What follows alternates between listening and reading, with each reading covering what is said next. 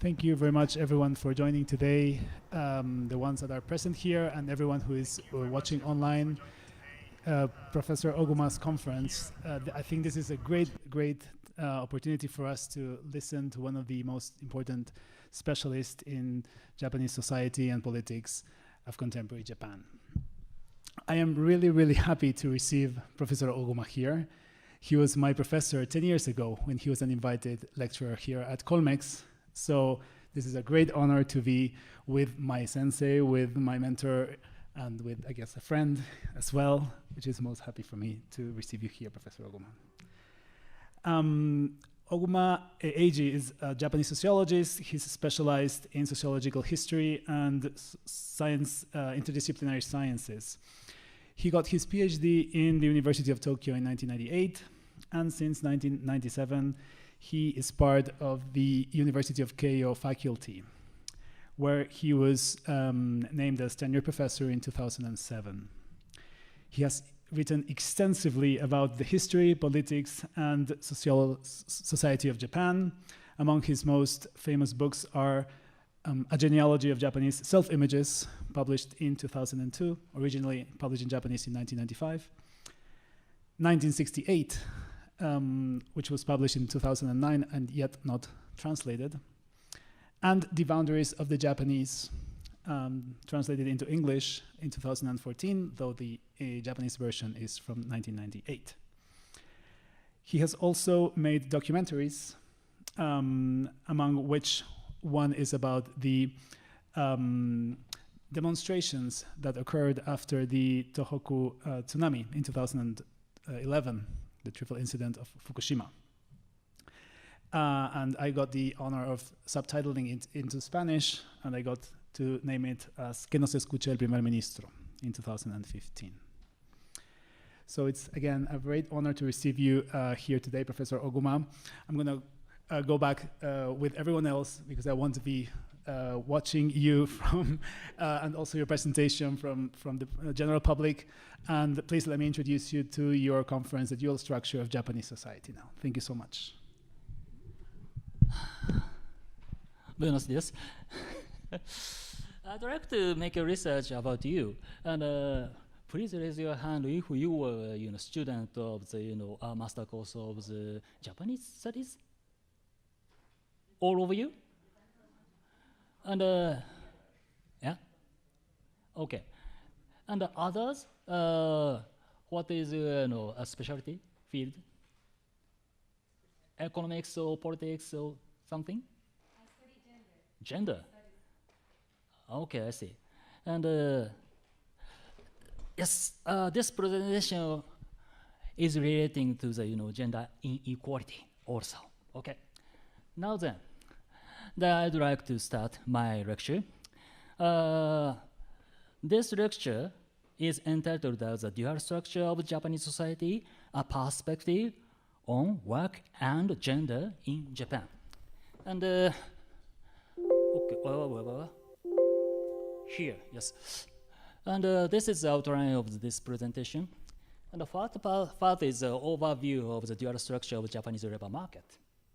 And the second part is theoretical and social historical analysis of Japanese inter-labor market and the dual structure. Okay? And the third part is the impact on the gender inequality in Japan. Okay, let's start. Part 1, overview of the dual structure of Japanese labor market.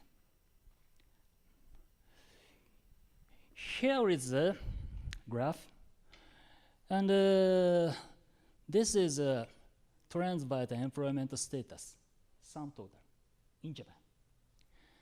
And this line is the total number of the regular employees in Japan, regular employees. And regular employees are securing their employment status, and non-regulars, non-regular employees are very easy to be dismissed, and their wages tend to be minimum wages. Do you understand? Okay. And the third part is Oh, thank you so much. Feel better now? This is more convenient. Yes. Okay. Oh, whoa. Whoa.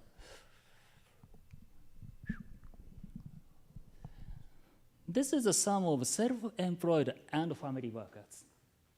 Many of them were self-employed farmers, merchants, and their family workers. Now you can see the total number of the units 1 million workers. Total number of the regular employees had not so much changed since 1980s. Okay, do you understand? And however, at the same time, the number of the non-regular employees had increased steadily. But the total number of the regular employees had not so much changed. And the total number of the self-employed and family workers constantly decreased. That is the total situation. Okay, do you understand?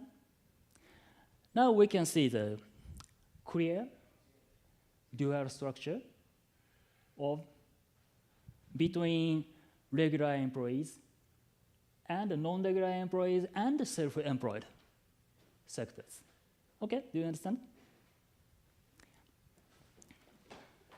Next is gender. This is the same graph of males.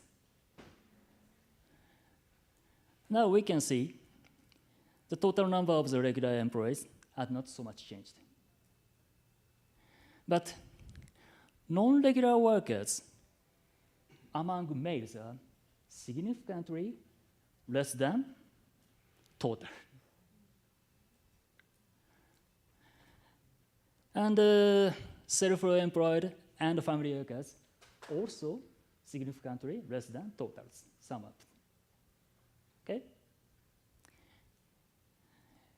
And this is the graph of the females. Regular employees are about half of the total number of the male regular workers, employees. And total number of the female non-regular employees are about twice of male regular, non-regular employees. Okay, do you understand? Now we can see that this dual structure is consists of the about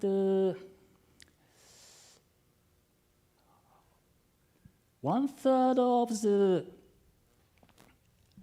regular employees are females, and about 2/3 of the males of regular employees are males, and about 1/3 of the non-regular workers are males, and about 2/3 of the non-regular workers are females.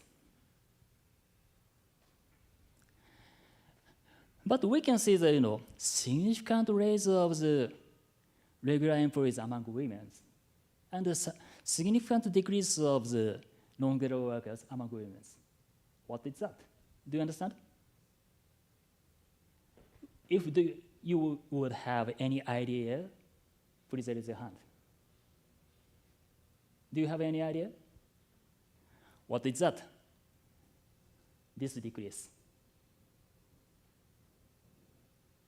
Yeah, effect of the COVID-19. Yes.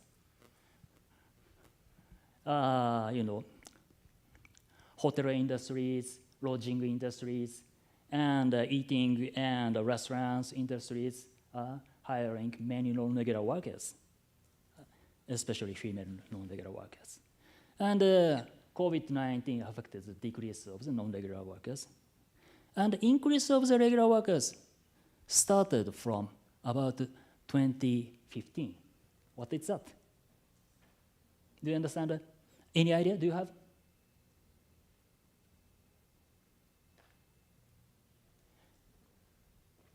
Aging society of Japan. Elderly care workers among females. But yeah, however,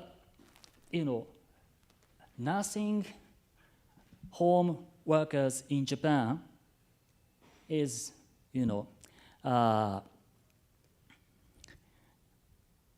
very, famous of the low wages of them.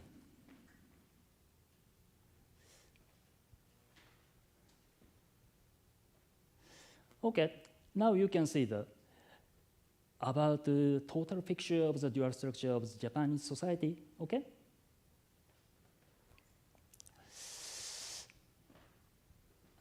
Now then, we can proceed to the more academic approach.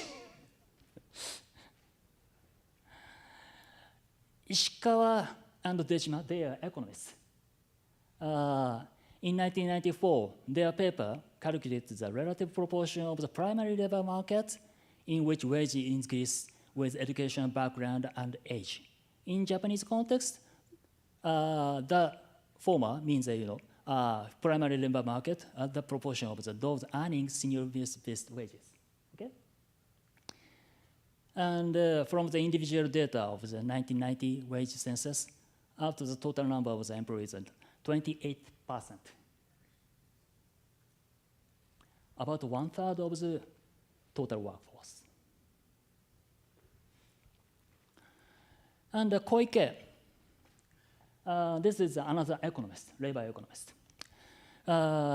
He estimated from the 2002 employment status survey data, both of them were Japanese governmental data, and that 32% of the total number of the employees in Japan enjoy senior-based wages, about 1/3.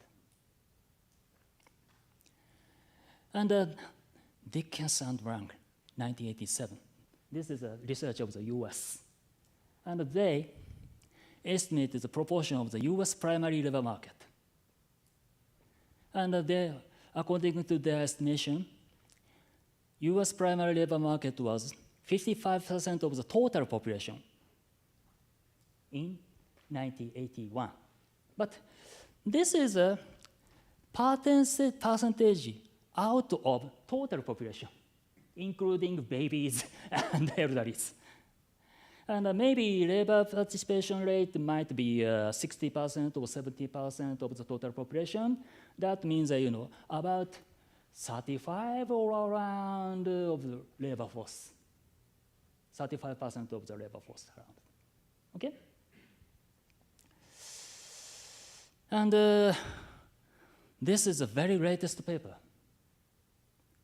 2023. Analyze the CPS data. This is data of the US government, federal government.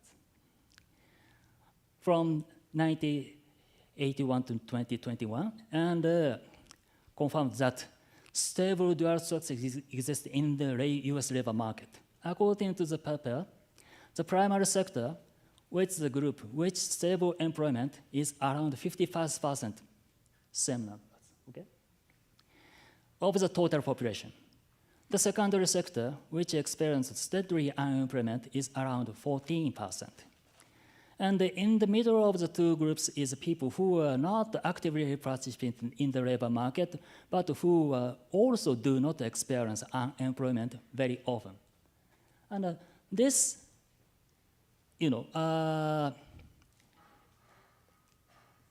that third sector, in the middle of the primary and secondary market, consists of mostly female laborers.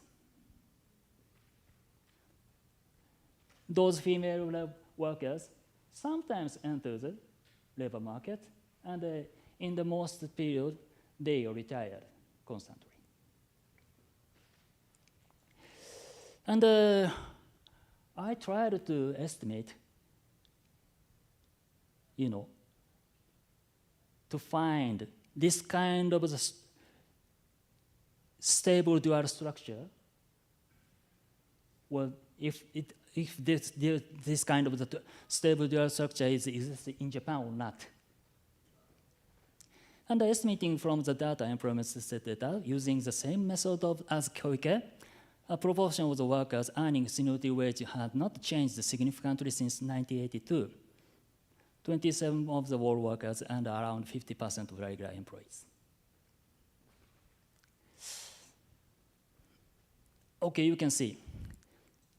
The blue bar means the total number of the working people. Working people means employees, self-employed persons, and family workers. And the total number of the employees are red bar. There are only employees, excluding self-employed and family workers. Then we can see the blue bar increased until 1997.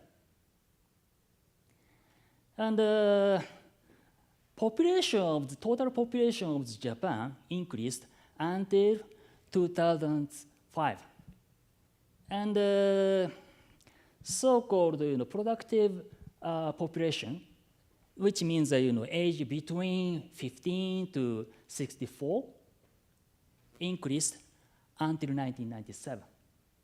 Since then, the blue bar had not so much changed. Okay, you can say. But the red bar constantly increasing.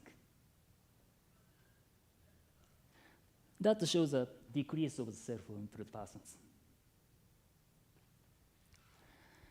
And the regular employees, the total number of the regular employees has not so much changed since 1982, as we have already saw. And seniority-based wage group. This is a primary labor market in Japanese society. Has not so much changed also. About half of the regular employees. Okay? Now you got total picture of the Japanese dual structure.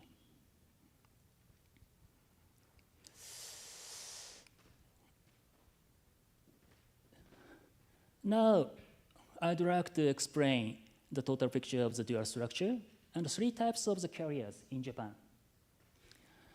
And economist Nomura Minoru, Japanese economist, presented the concept of the 3 types of the careers in Japan that consists of large firm type, SME type, SME, small and middle-sized enterprise, small and middle-sized enterprise, and self-employed type.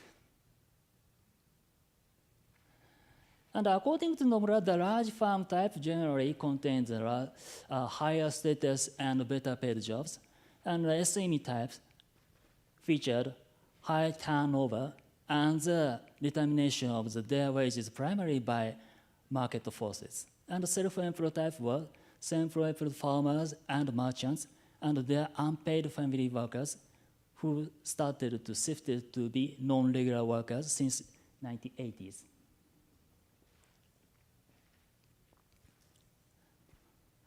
However, Nomura didn't estimate the share of each type in total workers in Japan.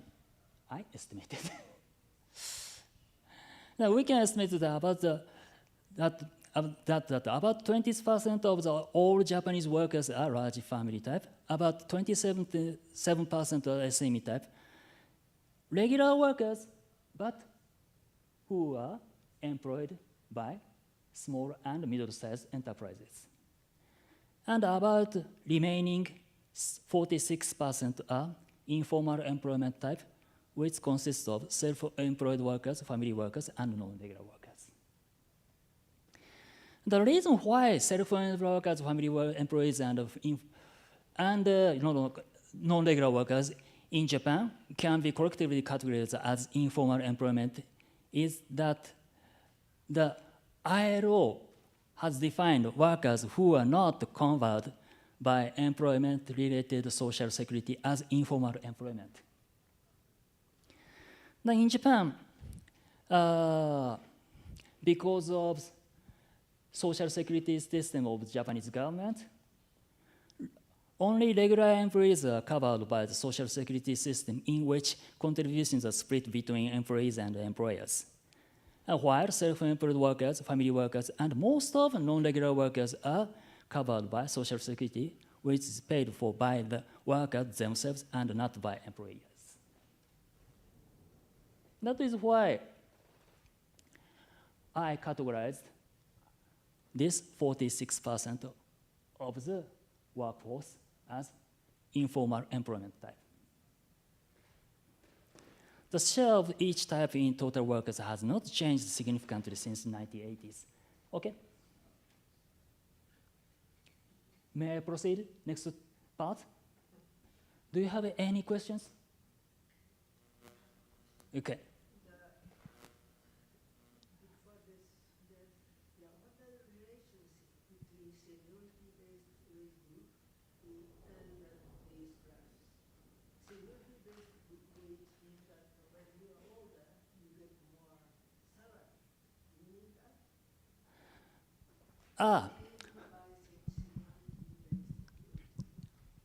Okay. I will explain later, but yeah, I will explain now. Have you heard about the concept of the internal labor market? Internal labor market. Not only in Japan. Internal labor market. This is a very famous concept in labor economics, I think. Basically, I'm a sociologist, but yeah, I learned from the labor economics. And according to those kind of the internal labor market theory, internal labor market means labor market with rule of evaluation of the workers and rule of wages, wage increases, and so on. And external labor market is labor market which is determined by market effect directly. Do you understand? No, not yet. Maybe my explanation is good, isn't good. Seniority-based wage means that their wages are determined by internal rule, not by market effect. Do you understand?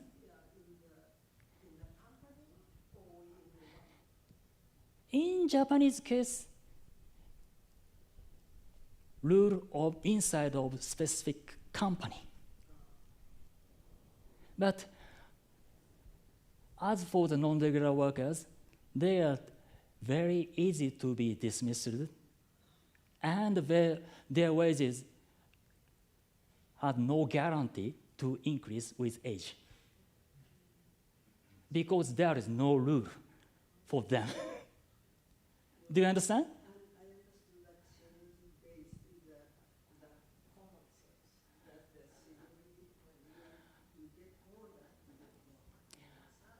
Maybe many of the Japanese people and people in other parts of the world might think so. All of the Japanese workers are enjoying seniority-based wages. It's not true. Only regular workers who are employed by large companies are enjoying seniority-based wages. And other regular employees, you can understand that, about half of the regular employees are enjoying seniority wage-based group, seniority wage-based wage. And about half of the regular workers are employees of small and middle-sized enterprises. And as for the small and middle-sized enterprises, those kind of enterprises are very sensitive to the market effect. They cannot guarantee seniority wages for their employees. Do you understand? Okay? You understand? Okay.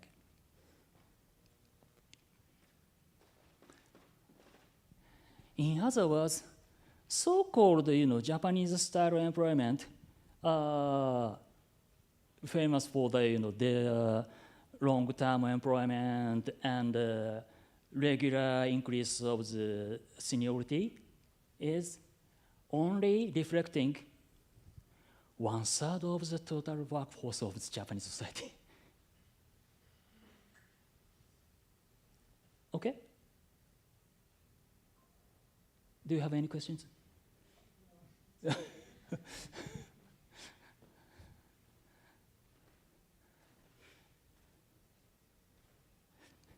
Do you think all of the US workers are enjoying, Silicon Valley style or the working style or something?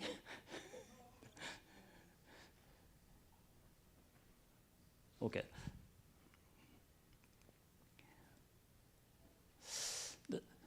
This is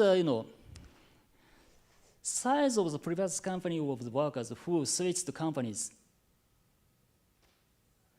And as you can see, most of them were small and middle-sized enterprises.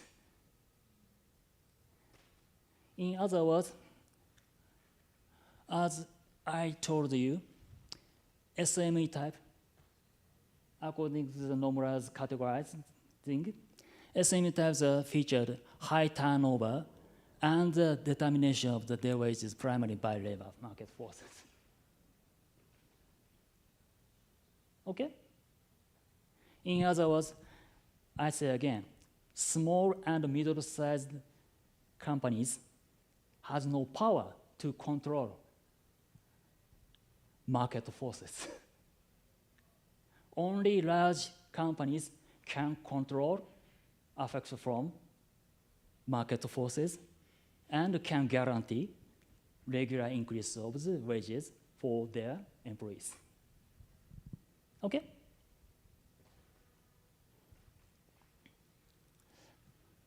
And this is a Japanese labor market model, which presented in 1954 by famous labor economist Ujihara Shojiro. Yes. And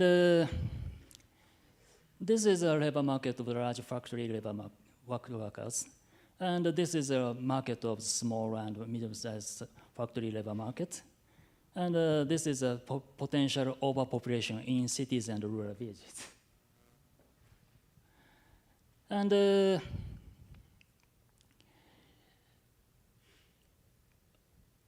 workers in small and medium-sized workers cannot enter large factories. Exceptional skilled workers can get, but most of them have no power to enter the large factory market. Okay. May I proceed to the next part?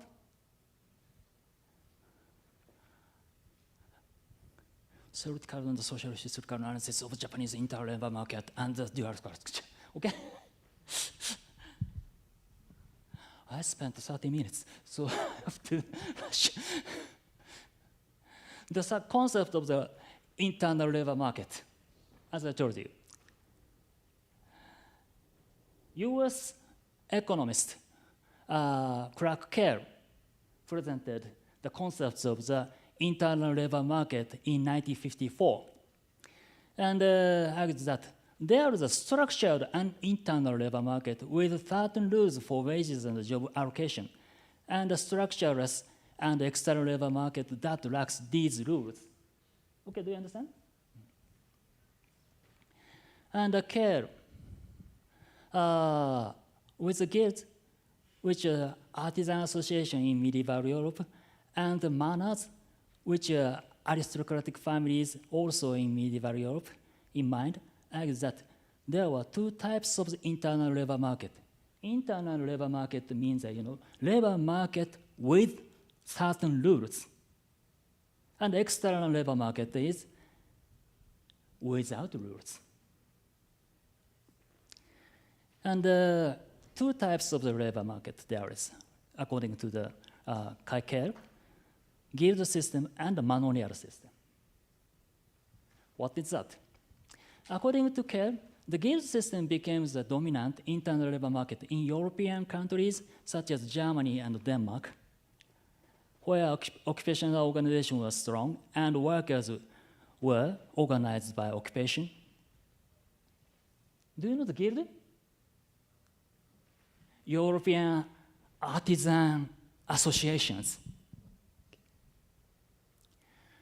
And in societies where occupational organization are weak and the internal labor market is created to secure superior workers at the initiative of the company owners, the manorial system is created. Do you understand? And the care considers the movement of workers between firms in two types of systems. In the guild system, workers move horizontally between firms, gaining experience and careers in the same occupation.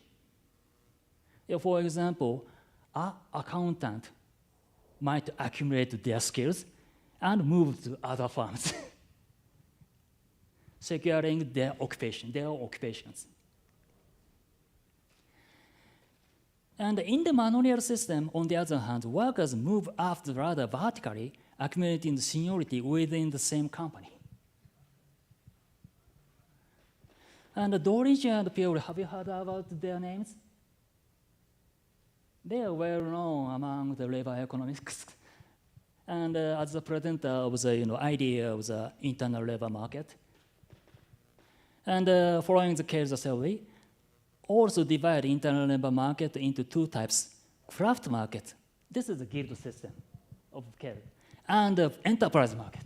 This is the manorial system of the cares. Okay? And this is David Marsden, British labor economist.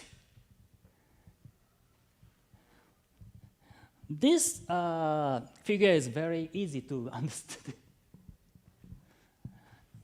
This is a movement inside of the company, enterprise labor market, enterprise internal market.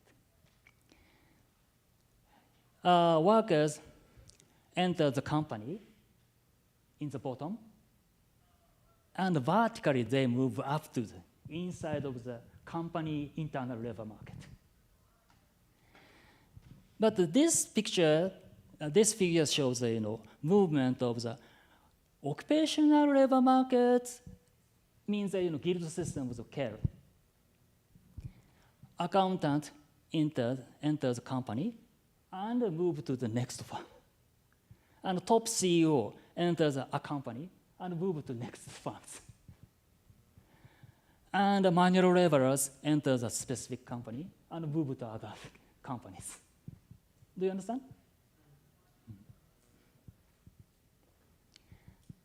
Now we can predict that, Japanese, so-called Japanese style employment is a kind of the company-specific internal labor market. They enter the bottom of the company and accumulating the seniority and move up to the top CEOs. Okay. But occupational organizations were not strong, not only in Japan, but also in the United States, comparing the European countries. May I? Do you have any questions? No? Okay.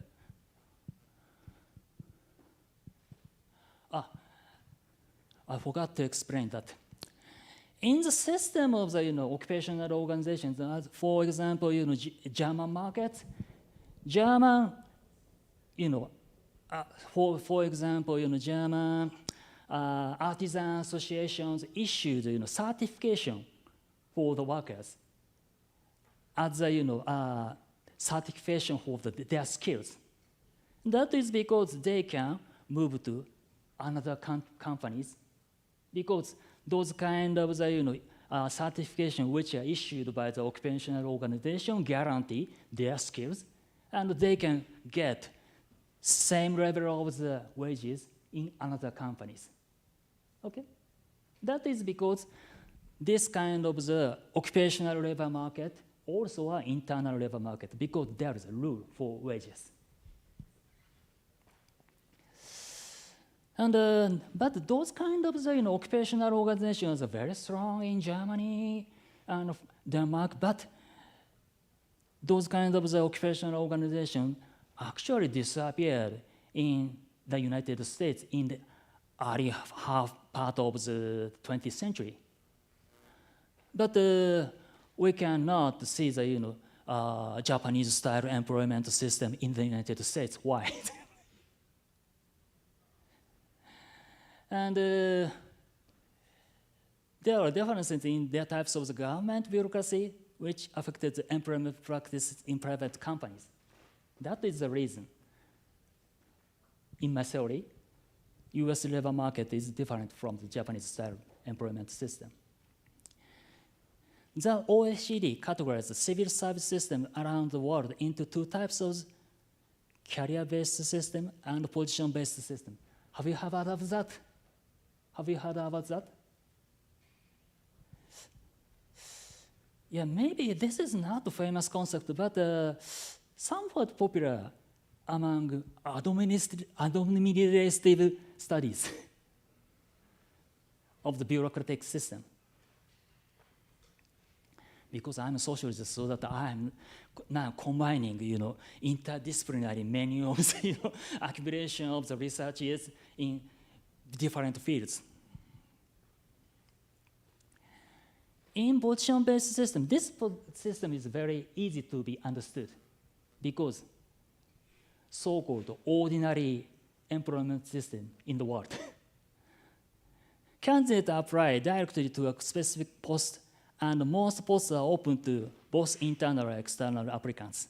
And a typical example of the position-based system is that of the US federal government, which introduced a system based on position classification in 1923.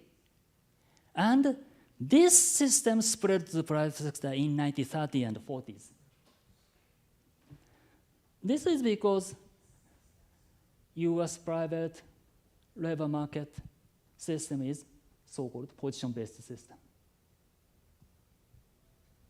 Do you understand? Okay. In contrast, a career-based bureaucratic system is characterized by competitive selection by means of the public service qualification examination at an early stage. For example, if you were trying to enter the public services, you have to pass entrance examination for the public services in the age of the 22 or 23 or around.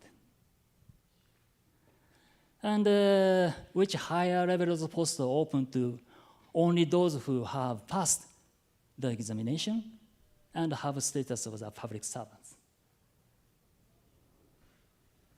Okay? And in the OECD classification, this type describes the bureaucracies found in European countries and in Japan. And in the US company unions, this is another factor which differentiated Japan and the US. In the US, company unions were effectively banned by the National Labor Relations Act of 1935. That means so-called enterprise union has been banned in the United States. But in Japan, most of the labor unions in Japan are enterprise unions. And compromise between enterprise unions and management was possible, has been possible. That means in Japan, internal labor market in specific company should be easy to be established between the compromise between management and company union. Of course, labor union in every part of in the world tried to control their wages and demand rules of the wages, because laborers and workers are not wishing to be dismissed by labor force and market forces, and not wishing to decrease their wages by the effect of the market forces. And that is because labor unions in the world, around the world, trying to control and set rules about their wages and promotions. In other words, labor unions are a very important factor of the determination of the internal labor market. But in the United States, company unions has been banned. That is because company-specific internal labor market has not been easy to be established in the United States. Okay, do you understand my point?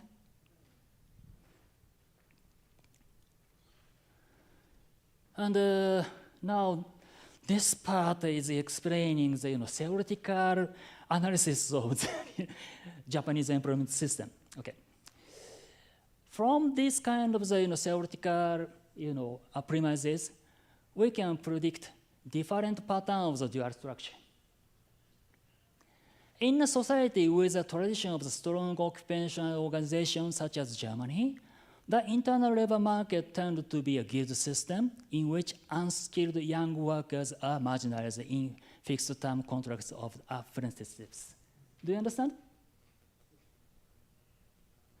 And in European countries, high-skilled workers with certification which are issued by the occupational organizations can be entered the internal labor market. But young unskilled workers without experience of their occupations and without any certifications and educational background are marginalized in fixed-term contracts of apprenticeships. That is European style of non-regular workers. And in a society, position classification has spread, such as the United States. Although internal labor market exists among white-collar workers and unionized laborers, they can control, they could secure the rules of their wages and promotions. But the position-based competition tends to be strong. And in a society, tradition of the occupational organization was weak, and the position classification has not spread. This case might be Japan. Internal labor markets tend to be limited within unionized workers and large companies that can provide its workers in-house training. Okay, I will explain more. Why Japanese companies relying on their in-house training, so-called on-the-job trainings? Do you have any idea? Because Japanese society doesn't have tradition of the occupational organizations. In Germany or European other companies, training for the unskilled workers are conducted by the occupational organizations, training courses of the government or something. And private companies doesn't provide training courses inside the company. But in Japan,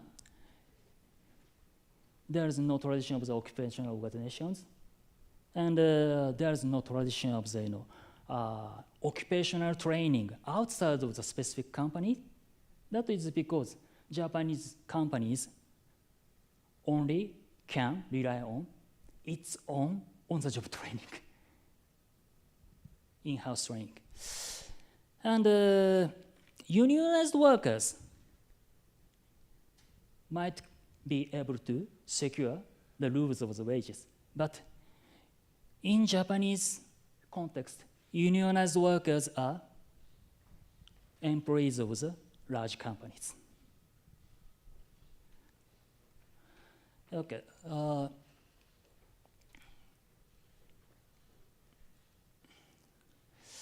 For example, in 2020, according to the basic survey of the labor unions by the government, the unionization rate in Japan is 42% for companies with 1,000 or more employees, and 11% for companies with 100 to 1995 employees, and less than 1% for companies with less than 100 workers.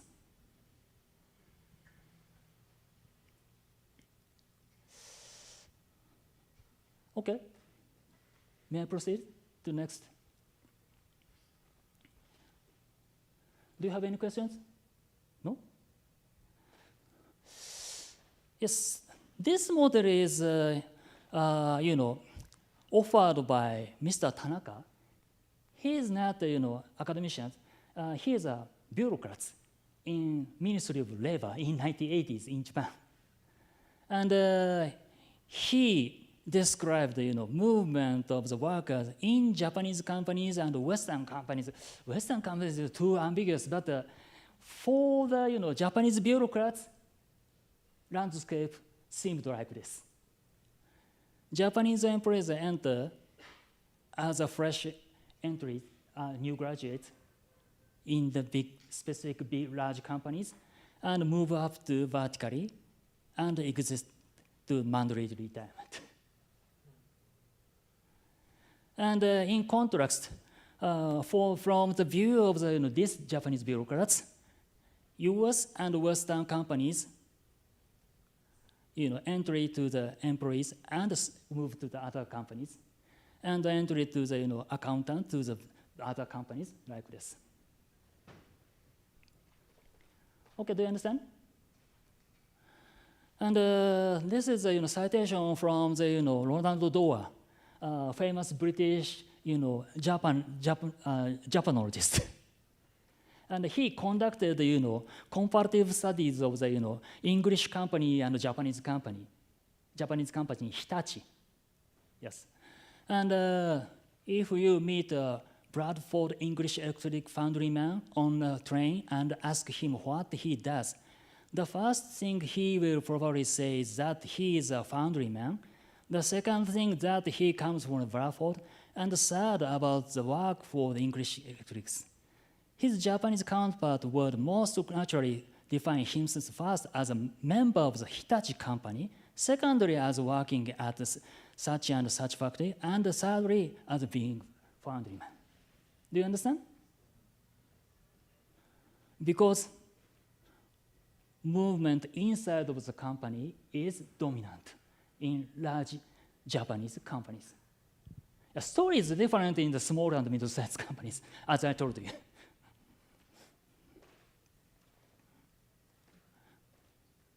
And maybe you know that United Kingdom is very famous for the craft unions, tradition with craft unions, strong occupational organizations. And the labor unions in the United Kingdom are organized same occupational workers, foundry man organizations, electrician organizations, and the labor unions issued certification with electricians. Yeah, I'm a historical sociologist, so that, I also studied many of the things of the history. Okay. And Japan-specific historical process. Yes, this shows in Oguma 2024. This book will be published in September. And many large Japanese corporations have their origins in state-owned enterprises that were privatized in the late 19th century. Do you know the Meiji Restoration? Yeah. Beginning of the Japanese modernization. It was in 1868. And the Japanese government, established many of the state-owned companies to introduce Western technologies. Later, those kind of state-owned enterprises are privatized. And this was the origin of the Japanese industries. And the white-collar workers in state-owned companies were government officials organized in a career-based system. And Japan experienced economic collapse in the late 1940s, and which there is in the rapid spread of the mixed enterprise unions. That means organize both white-collar and blue-collar workers inside of the specific companies. And those unions demanded the career-based system with seniority basis into blue-collar workers. Because for the blue-collar workers right after the Second World War in Japan, demanding rule for their wages means, expanding of the career-based system to blue-collar workers. And those kinds of the career-based system have already exist among white-collar workers in large companies in Japan. Okay, do you understand? And the rapid economic growth in the 1960s, in which large companies with enterprise unions had the capacity to pay senior wages for both its white-collar and blue-collar workers, contributed to the compression of the Japanese-style employment system. But most of the small and middle-sized enterprises doesn't have unions. And that is why even regular workers, if you were employed in small and middle-sized companies, there's no guarantee of the increase of wage of the seniority, because workers cannot control labor market effect. And in Japan, legal restriction of the dismissal itself is not strong. Do you know that? Maybe you didn't know. And yes, most of the Japanese people actually don't know about that. Yeah. And Japanese labor law only requiring, prediction of the 30 days before the dismissals for employers. This is actually only, a restriction for dismissals for in legal system in Japan. However, but Japanese judicial precedents in the 1970s embodied the requirement to avoid dismissal by personal transfer inside the company, which is only possible for large companies. Do you understand what I mean? If, for example, a company would decide shut out, production site of the electricity appliance, Japanese companies have to offer personal transfer to other sections. That is the way of the, securing the employment in Japanese society. Okay, do you understand? And those kind of the, rules have embodied in the 1970s, actually. And of course, there were many struggles of the small and middle-sized employees.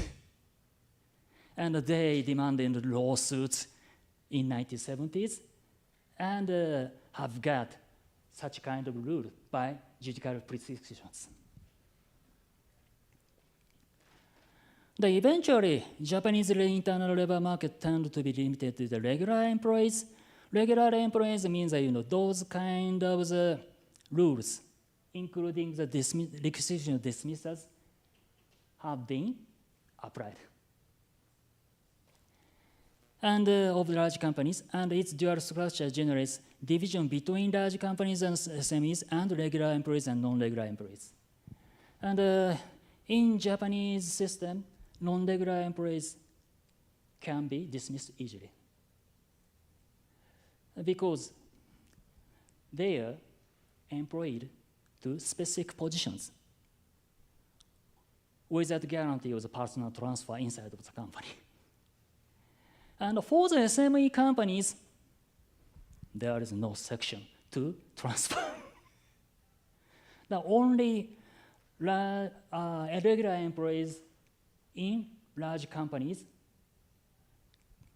can be and can enjoy long-term employment. Okay, do you understand? For example, okay. This is the strictness of the employment protection in 2019.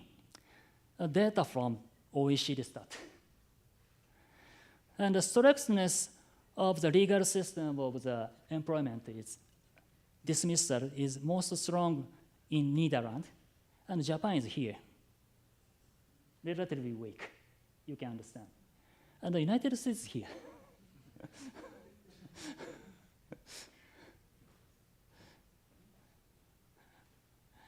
And this is maybe you are not interested in, but this is a system of the organization is the Japanese bureaucrats in 19th century, late 19th century, in 1886, just like military.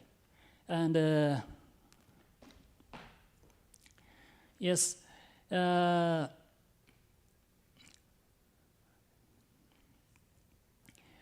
this is army rank: general, lieutenant general, major general, colonel, lieutenant, and major captain, and warrant officers, sergeants. Do you understand? And the same rank applied to the other sectors. Education, for example. Minister of the Education is co-equivalent to the army general. And president of the Imperial University co-existence of the lieutenant general. And the professor at the Imperial University is co-equivalent to the lieutenant colonel. And the assistant professor at Imperial University is co-equivalent to the captain. Okay, do you understand? And the headmaster, principal of the elementary school is a warrant officer. Pay scale is determined by those ranks. And first class postmaster is here. And chief prosecutor of the Supreme Court is here. Chief prosecutor of the Japanese Supreme Court is equivalent to the major general. Do you understand? And those kinds of systems existed also in large state-owned companies. Oh, thank you for question. And you can say that, Japanese private company, Konica, do you know? Camera maker, Konica. They arrived, the company was a rival of Canon in 1970s. You can see that, inside the company rank exists. The fourth class company employees, third class company employees, second class companies, and first class company employees. And if you were a graduate of the university graduate class A, and famous universities such as Tokyo University or Kyoto universities, you can enter the company as the first class company employees from the beginning. And if you were a graduate of the junior high school only, you have to enter this company as a fourth-class company employee. You can understand that. Those kind of military-like ranking system have existed in Japanese companies. If you would hope to know more, please read my book. Okay, I have explained this graph. And this is, collective agreement coverage of selected countries, also sourced from the OECD. Do you know the collective agreement? Concept of the collective agreement. What? Agreement between employees and employers. Okay, you understand? And if, those kind of the agreement are, are implemented inside of a specific company, agreement between employees and an employer. Okay? And in European countries, industry level of the collective agreement is very popular, as you can know. You would know. Do you know? For example, iron production in the iron production industries, organization of the employer organizations of iron production industry,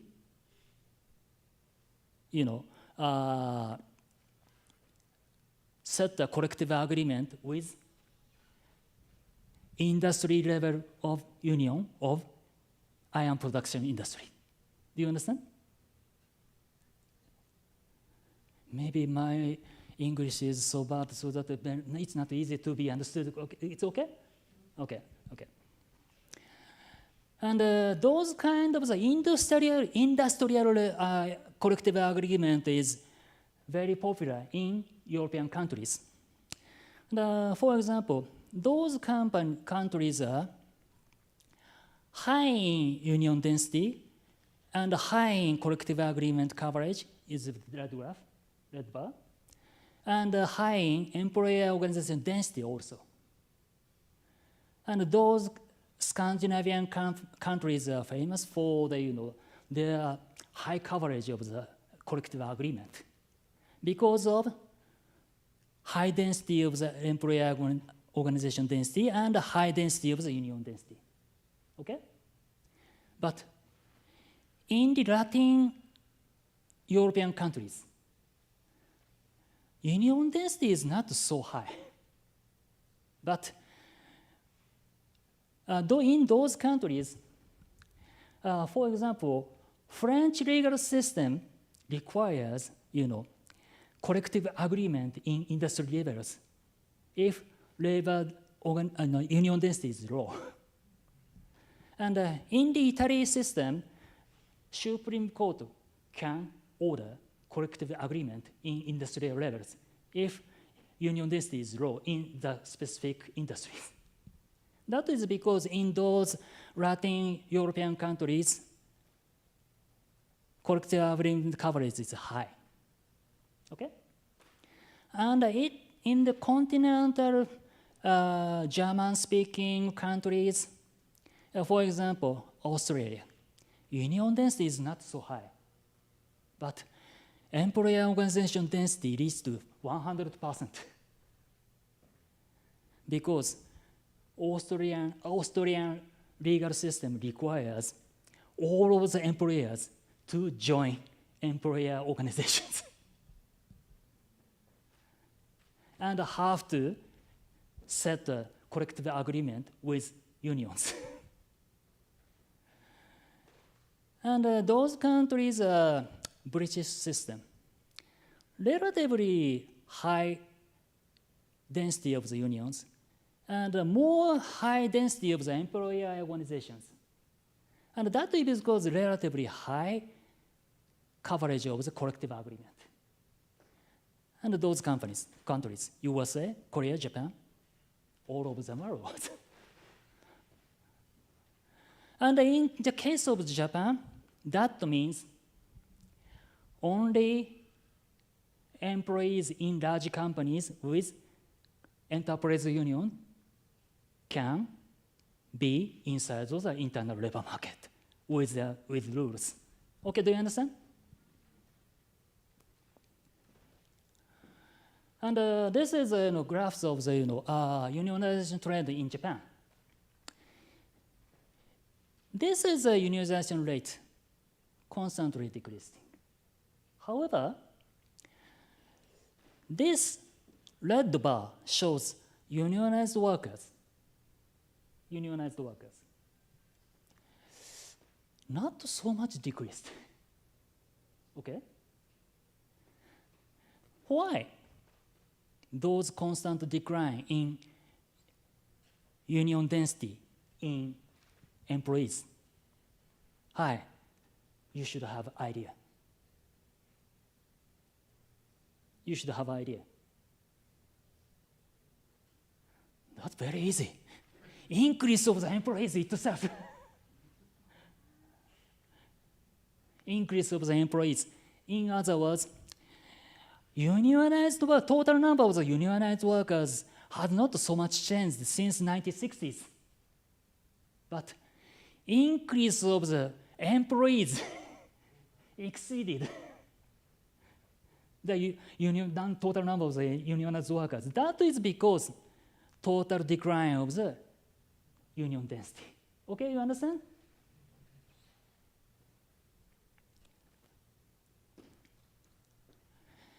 In other words, in the early half of the 1950s, over the half of the labor force in Japan were self-employed farmers. Yeah, employees themselves are less than half of the labor force in Japan in 1950s. And in the rapid economic growth in the 1960s, self-employed farmers and their family workers switched to the employees, and that reflects the increase of the employees, but they could only enter the small and middle-sized enterprises without living unions. Okay, do you understand?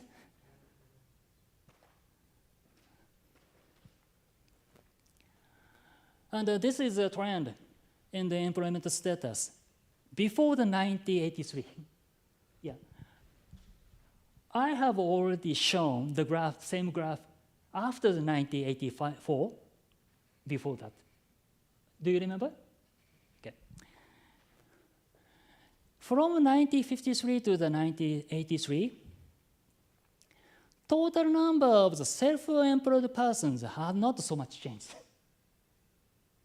The sum of self-employed farmers and merchant, self-employed manufacturers. But the total number of the family workers constantly decreased. And mostly they are females.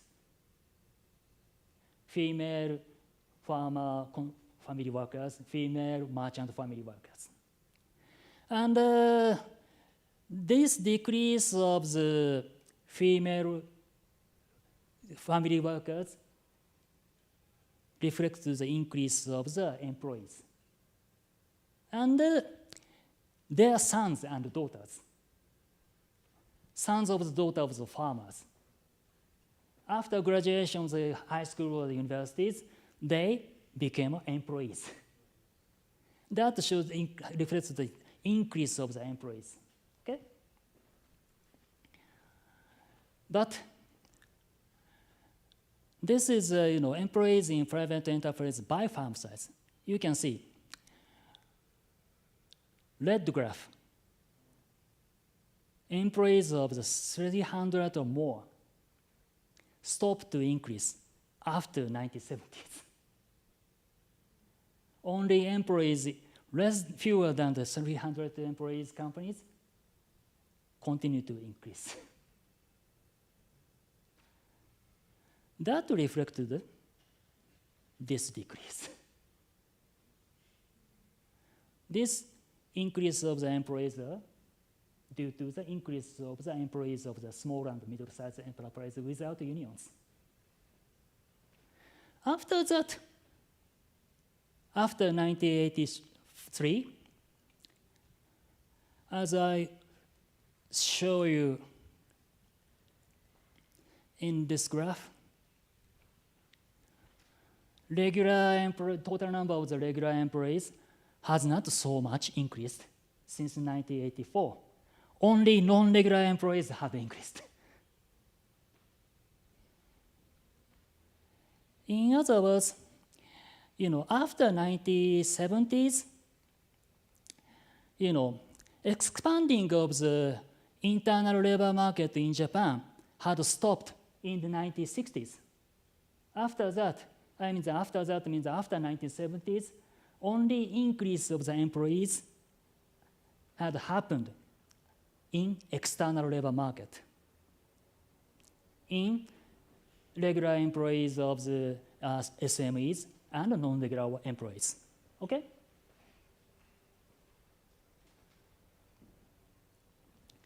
And this is a picture after that. Yeah, former graph is until this time.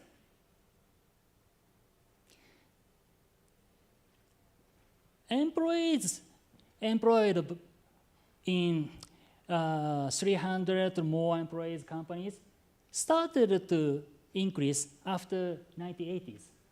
But it is due to the increase of the non-regular workers. Because as I show you, total number of the regular employees is constant after 1983. And employees fewer than 300 employees continued to increase until 2002, but started to decrease after that because of the competition between large companies. Okay? Part 3. Yes, I have to finish within 50 minutes. The pattern of the gender inequality in Japan. Japanese companies secure seniority wages and long-term employment by personal transfers inside of the company, as I explained. Without this kind of the personal transfers, even Japanese large companies cannot guarantee long-term employment and seniority wages. And fill positions by internal personal transfers and tend to only hire new graduates due to dependence in their in-house training. Okay? You understand? And these employment processes are disadvantageous for women. Having once quit, there's no little chance of being hired on again as a regular employees in large companies that primarily recruit new graduates. Okay? And estimating from an analysis of the individual data from the 24th basic survey of the factory trends in 2010, this is work of the Ms. Shintani, and less than 30% of women were able to secure their status as regular employees at private Japanese companies after getting married and having children. Because they cannot manage work-life balance after marriage and having children. And once they would quit, it's very hard to be employed as regular employees in large companies. And, The problem with female employment in Japan is not that the labor participation rate is low, but many of the women are in low-wage, non-regular employments. Actually, labor participation rate of the Japanese females is very high. Do you know that? You can see. Labor participation rate for women. Japan is here. Much higher than the United States.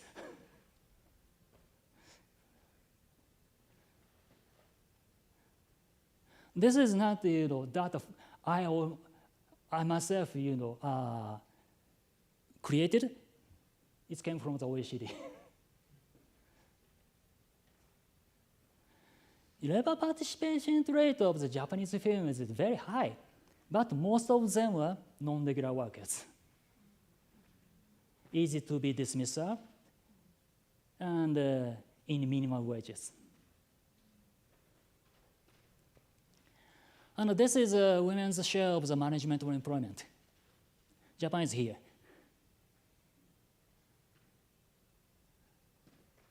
Because of the, it's hard for Japanese females to secure their position of the status of regular employees in large companies.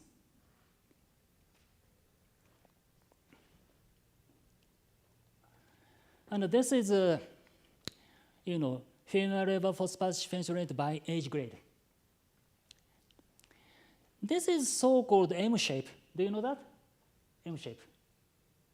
M shape? Do you know that? Please raise your hand if you would know the M shape. Okay, please explain that.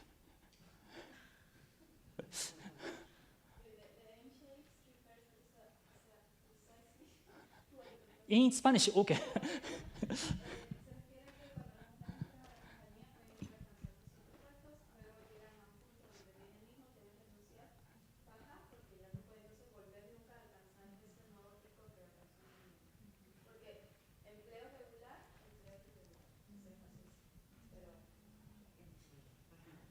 Okay, but this is not quite accurate for situation of the Japanese females. M shape is sum up of the regular employment and non-regular employment. Do you understand? Regular employment is the highest in their young ages and constantly decreasing. Yeah. And non-regular workers started to increase after marriage and childbirth. And sum up is M shape. That is the reality. Okay, you understand?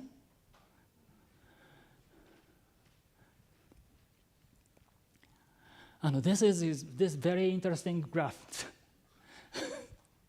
Here is Japan. This blue area is representing the regular employees, and this is a male participation rate, labor participation rate. This black line, and this gray area represents non-regular workers participation, labor participation as a non-regular workers. Okay, do you understand? And sum up M shape. And in the case of the Korea, this blue area of the regular employees very identical to the Japanese cases. But we cannot find much area of the gray, non-regular workers. Instead of that, those kind of the areas very significant. What is that? Self-employed. The typical life course of the Japanese women is regular employees in their young age. After having children, participation to the labor forces as non-regular workers. In the case of the Korean women, regular employees as in young ages, after having children, open shops or something.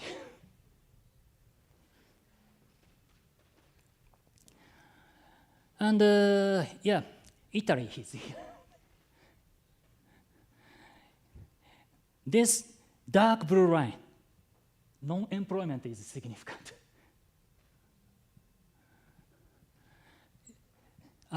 Greece, non-employment is more significant. And maybe interesting is Deutschland. Regular employment in female workers shapes M shape. In Germany, after having children, they shifted to the part-time workers and returned to the regular workers full-time. Because of the restriction and of the EU Federation order, European Union order, discrimination of the full-time workers or part-time workers are prohibited in European countries. And Austria, just like Germany, Australia, yes. This is Austria, Belgium, Canada, Italy, Japan, Korea, and so on. And here is Mexico, maybe. Here is, yes. But yeah, I'm not sure about this kind of the government can be rely on Mexican maybe labor participation rate might be not reflected to the governmental data. This is a famous Swedish case. Yeah, regular workers are constantly high.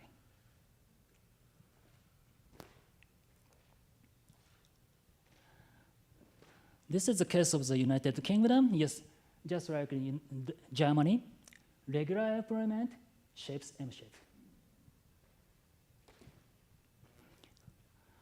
Okay, do you have any questions? Finished.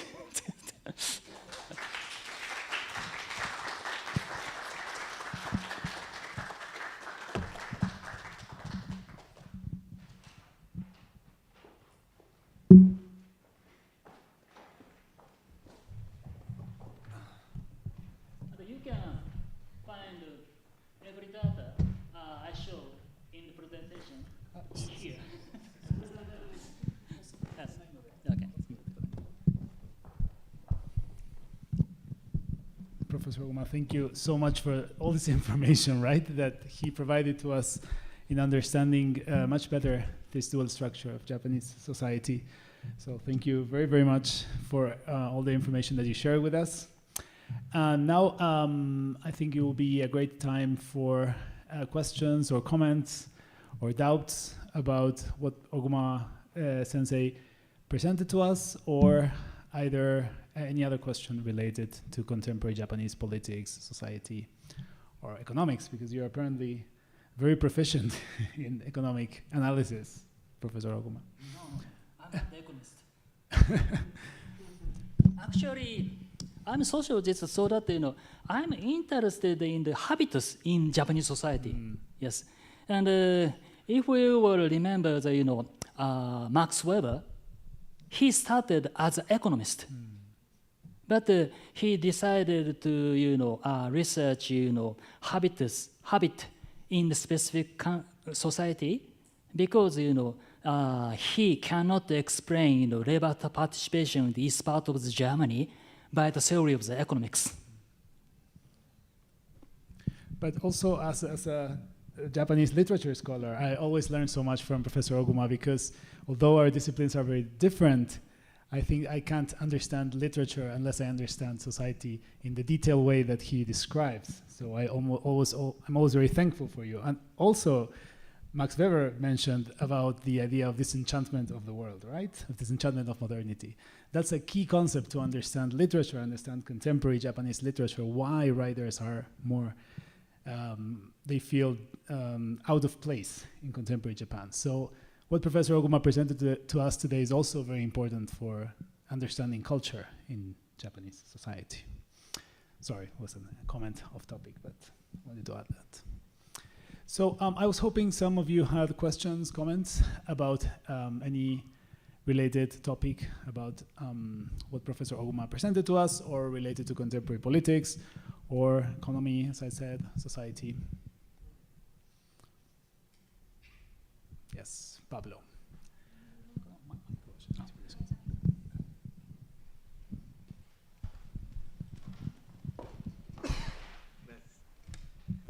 First of all, thanks, Mr. Oguma, for this presentation. It was really delightful to hear you.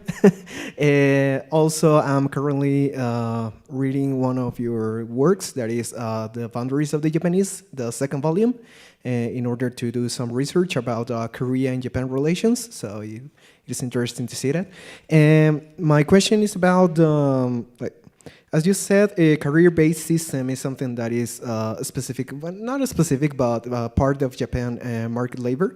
And I wanted to know if Japanese society, mainly these first enters to the market labor, like young people, feel some kind of frustration in this kind of system because of the stagnation in the upper part of the companies, because many of these the people that is in the upper part those they work for almost 20-30 years, and maybe these employees, young employees, want to escalate quickly to that phase, and I don't know if it's some kind of frustration in that. Thanks a lot. Actually, I'm not sure I could understand totally your questions, but I will explain. Okay?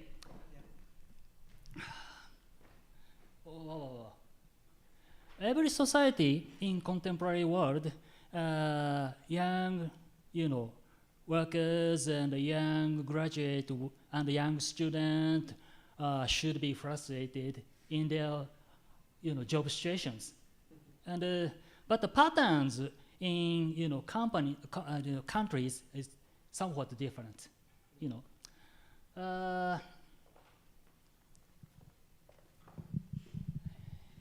Maybe I'm not sure of the job situation of the Mexican society, but in the assumption of the job situation of the highly educated graduate in Mexican society might be somewhat similar to the United States.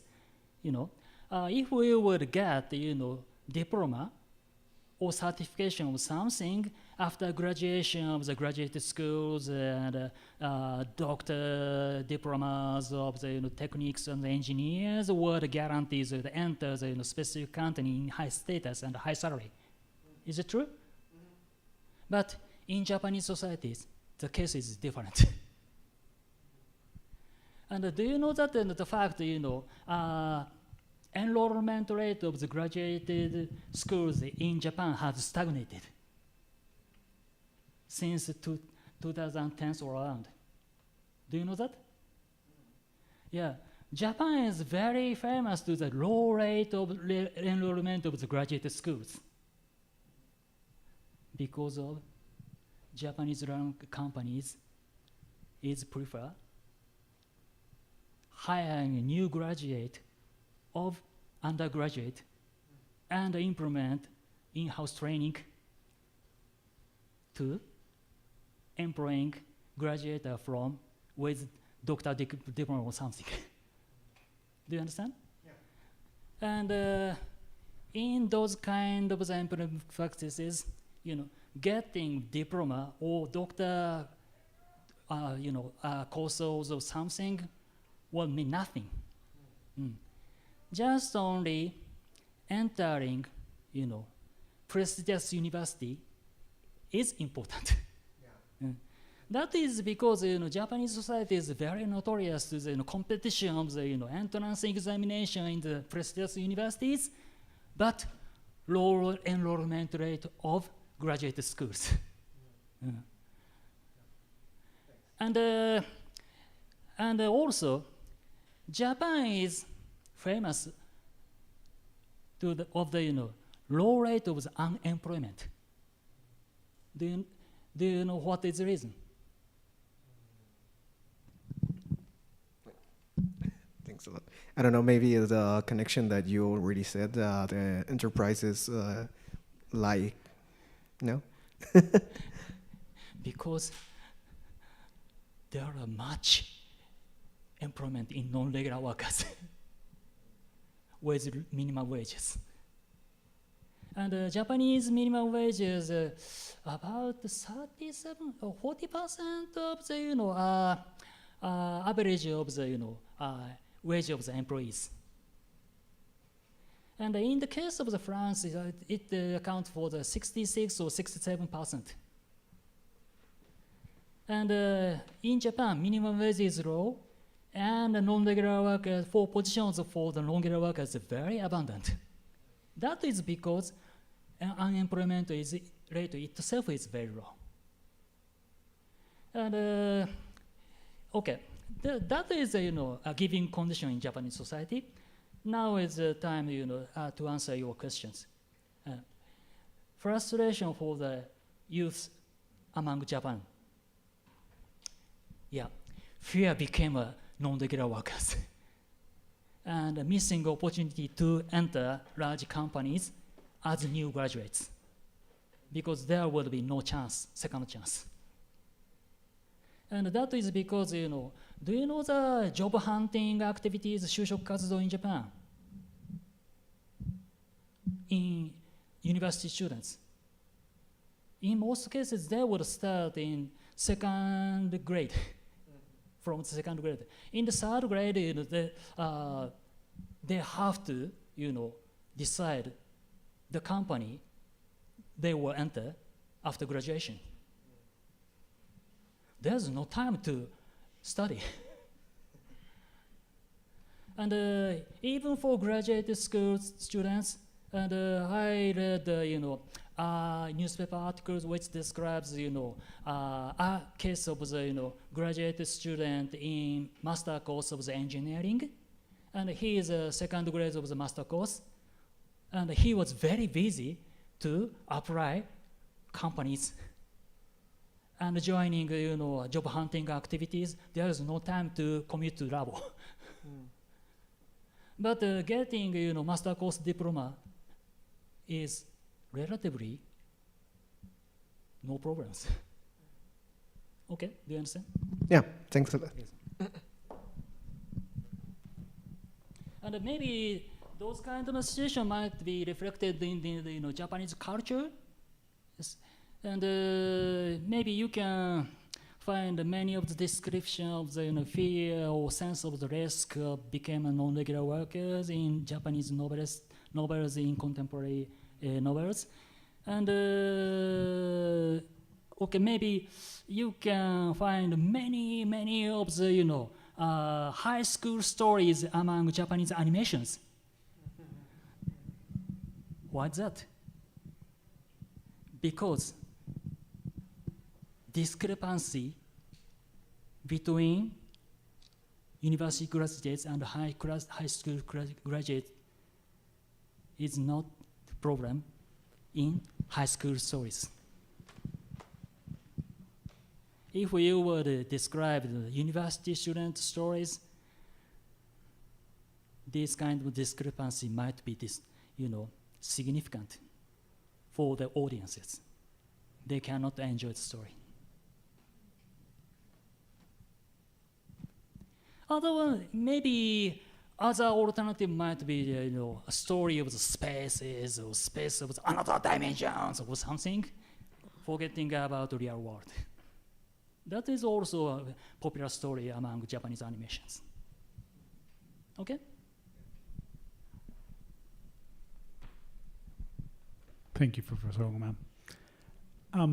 Is there any other question you would like to share with us or ask? Yes, Natalia.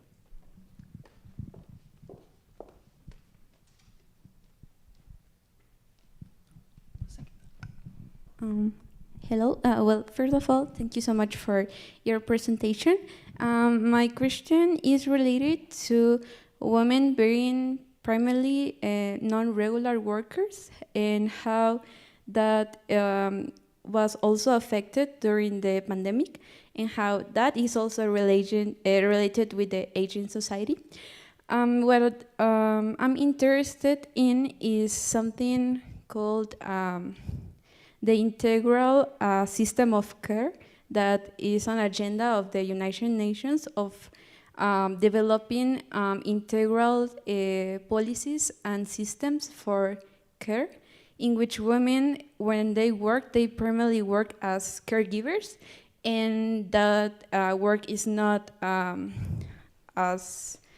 they don't have a wage as high as men, and they also do that kind of job, and they do non-paid care jobs. And I'm curious about how, if Japan is developing systems and policies regarding the right of care, and how that is related to women and the society, and I think is, I don't know how to say in English, medio ambiente, environment. Thank you. So yeah, that's my question. And what kind of policies and systems are being developed in Japan regarding care and women? Okay, I will try to answer that.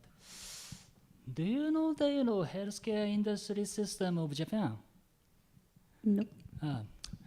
And most of the nursing home for elderly in Japan is carried by the private companies.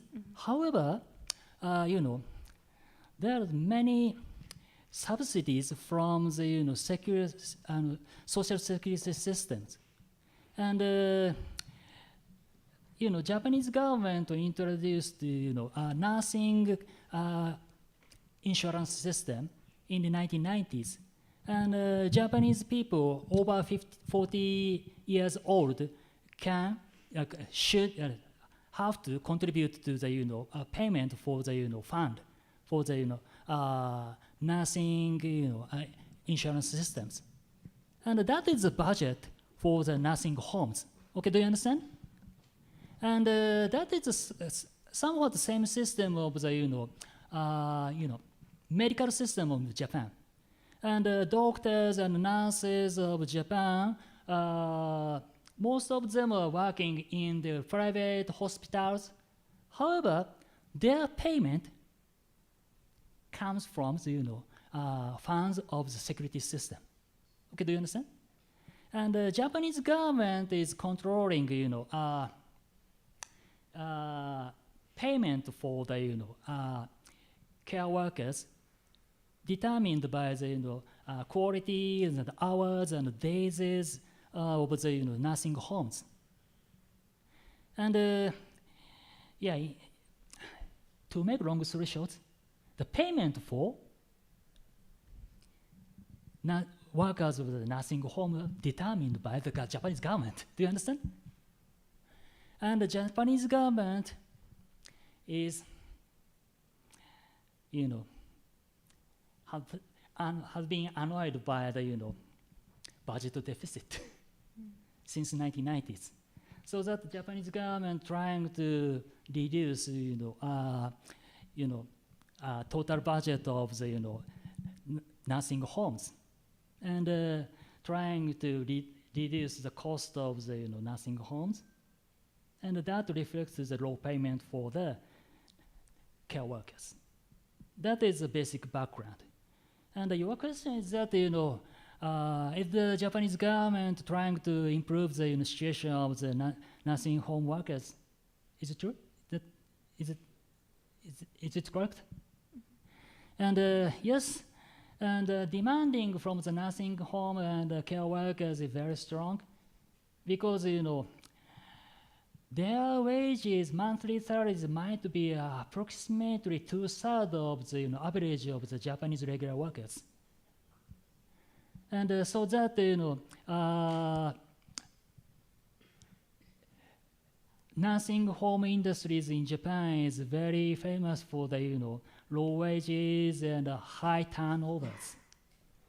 And of course, Japanese government know the situation that trying to respond to the demand from the healthcare workers, but budget is limited. Okay, does it answer your questions?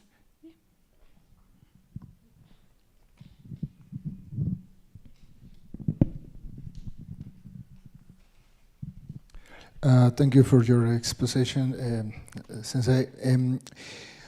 Japan is very known for a lot of educational culture. So in the educational system of Japan, there is like an interest of teach the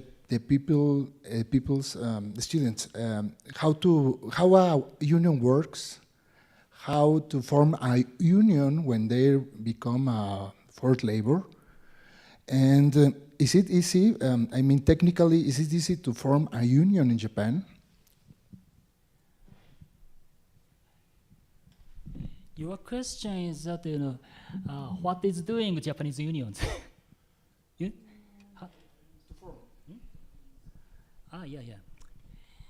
Unions.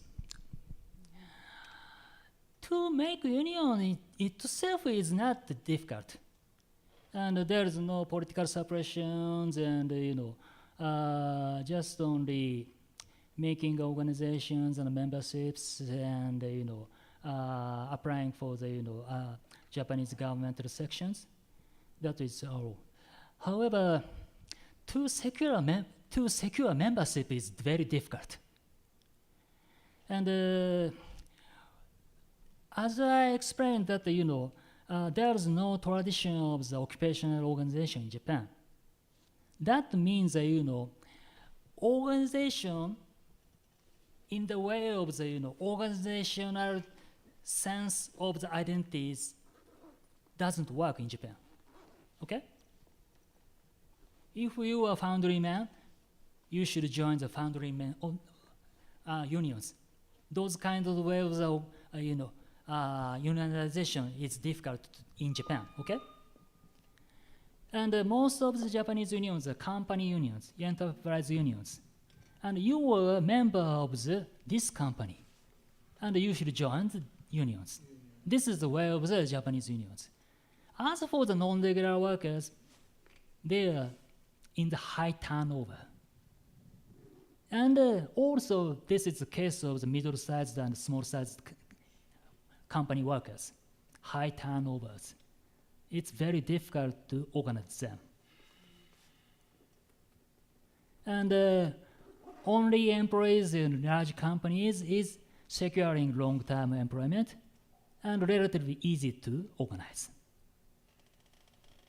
Okay, do you understand? And I know the activists who are trying to organize non-regular workers, they are always complain about the difficulty of the organization to make organization among the non-regular workers.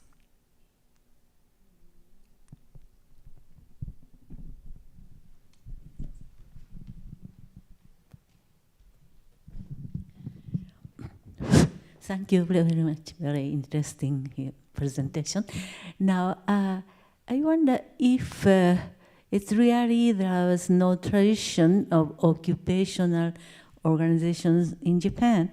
I know that in earlier history in Japan, say Kamakura or earlier, there was a za. It's a very general. Well, there could be merchants or even in villages, miyaza, and then many occupations like, say, handicraftsmen had za. And this tradition continued. And even in Tokugawa period, there was nakama. And of course, it was co-opted. The shogunate used this organization, but still there was this kind of the same occupation network. So how do you consider these traditions if it is could be compared with occupational organizations? Okay. Of course, there were occupational organization in Edo period until early half of the 19th century. And those kind of the occupational organizations called as kabunakama in Japanese.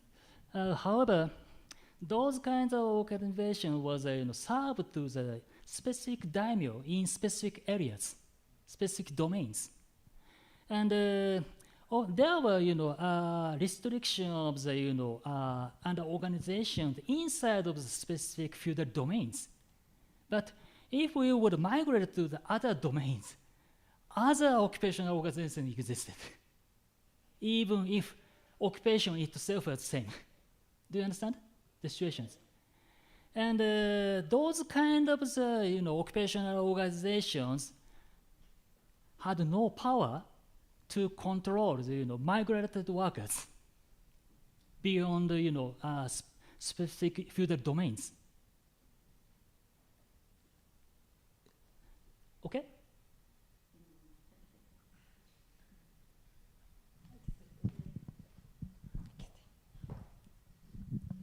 Well, it's true that the Han or domain system divided this. Yes. However, in the big city like Osaka Yes.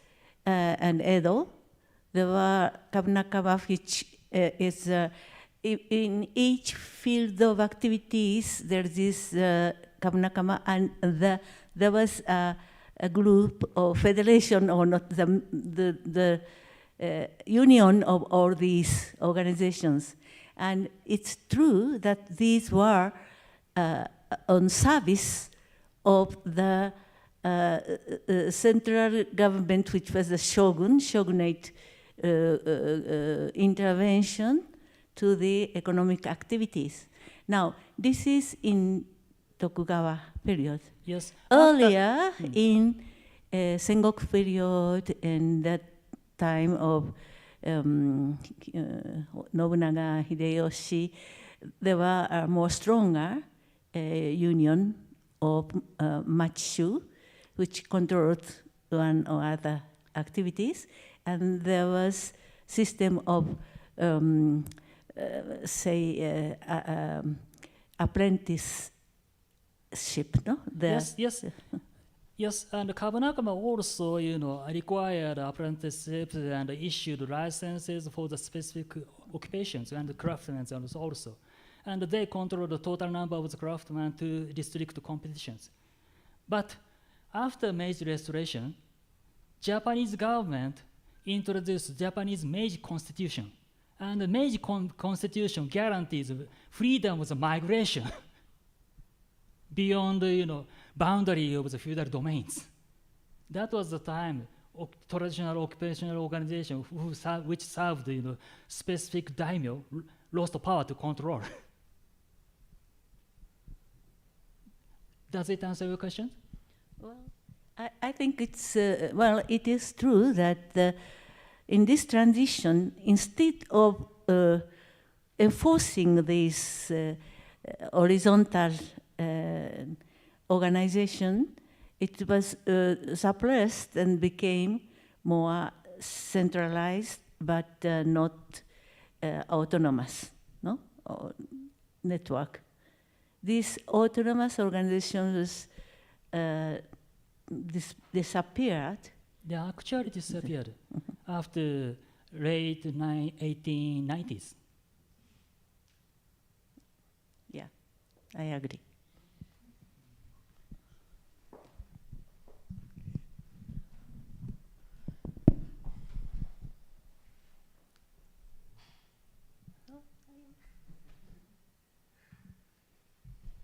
Any questions?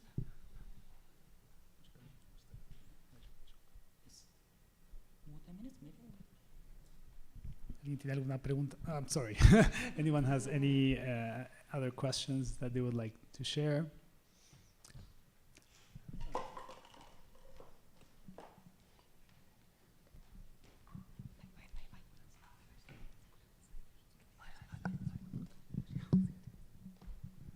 Thank you for your talk. It was very informative.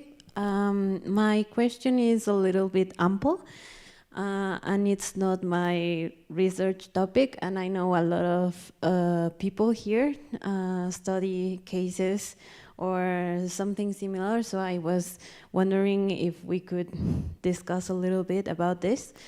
My question is, what can society, and maybe if you want to answer something more specific about companies, for example, what can they do to change the view or the results that women are having in this inequality state of wages and earning and their status in their companies in general? Because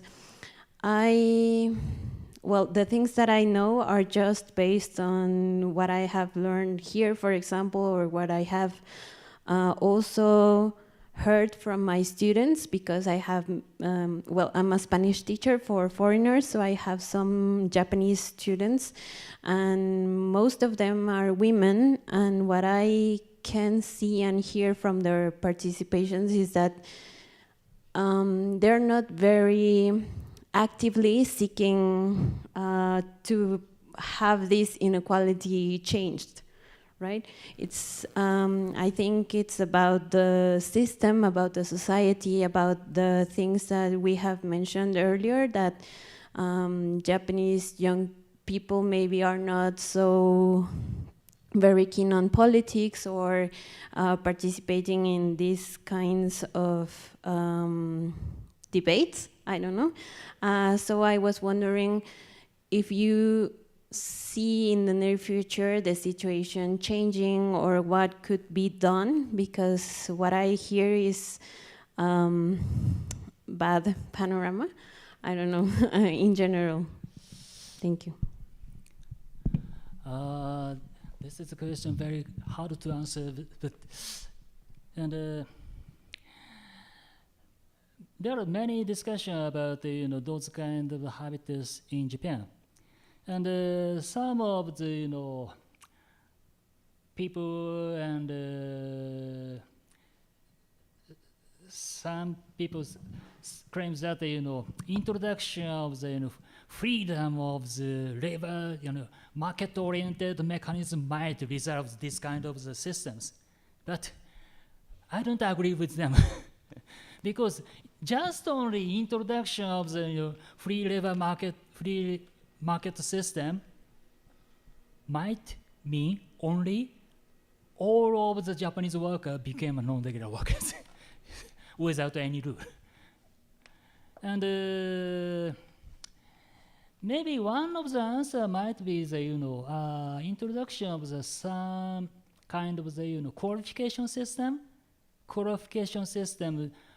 which across companies, and such as certification or diplomas of the master course of the engineers or something. And if we would have got diploma of the engineering of the master course, you would find any jobs of the high salaries in every companies, would mean guarantees the movement across the companies, and also some of the Japanese women would secure second chance opportunity to become regular workers. And this kind of the answer might be maybe possible.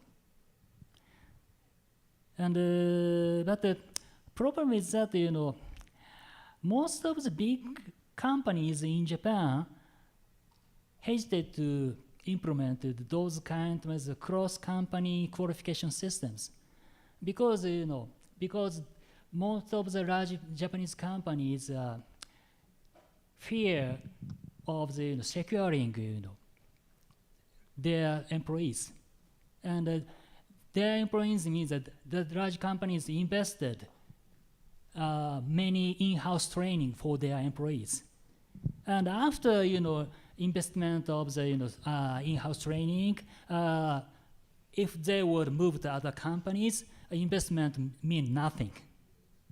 That is because cross-company qualification system has not been popular among large Japanese companies. And but yeah, actually, Japanese. This is the first step to know about their selves societies. And I wrote this book because Japanese people have to know themselves. And alternatives. That means choice is not only Japanese system, Japanese style employment system, or total free labor market. There might be some kind of the interways. And that is because I wrote this book. Okay, does it answer your questions?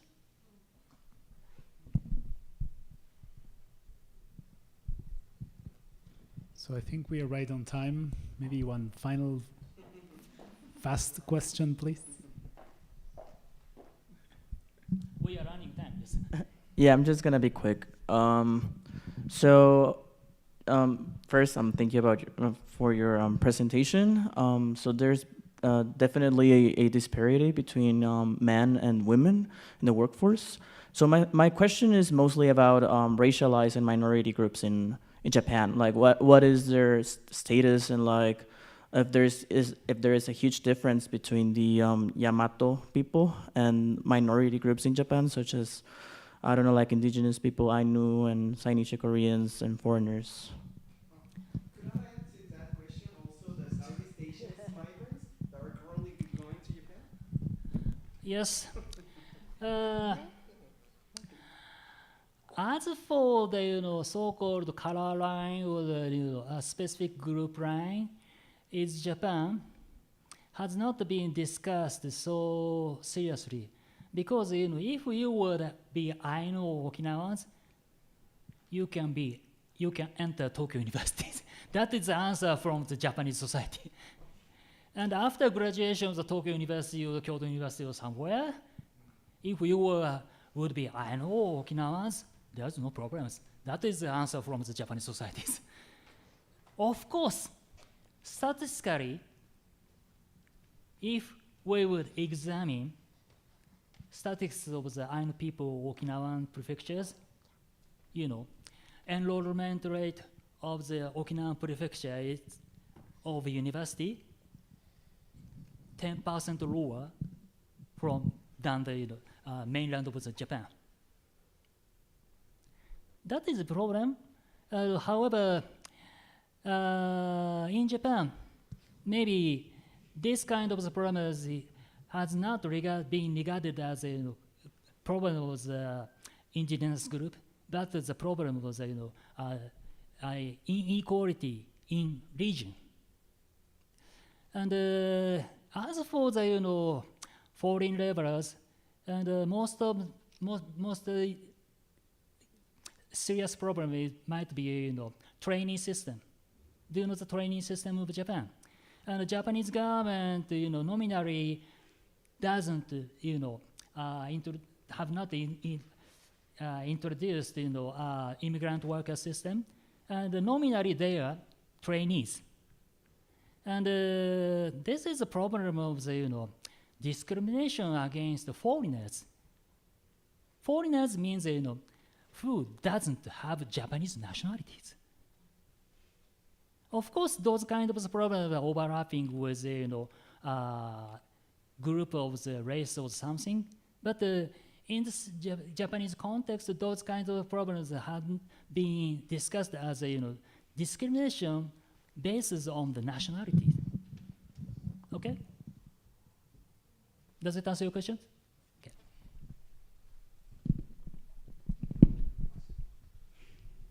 Thank you, Professor Oguma. I'm sure maybe Professor Oguma can share now a few more minutes with all of our students here. I want to thank you very much, Professor, for this thorough and thought-provoking presentation, for all the information that you shared with us. I'm sure we have a lot to think from now on, a lot of information.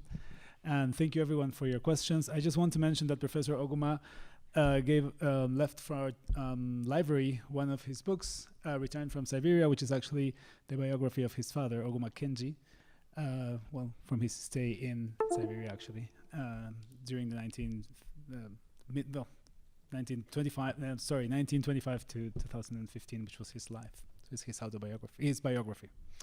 So please check this out. And also, in exchange, we would like to give you also a book, Professor Oguma, our new compact history of Mexico. So maybe we hope you can also give us some further information about Mexico in the future, so detailed information that you gave us today. Also, there's some Mexican sweets here as well. So thank you very much again, Professor Oguma, for coming for this great presentation, and we hope to have you here again anytime soon. Thank you so much, everyone. 先生、すみません。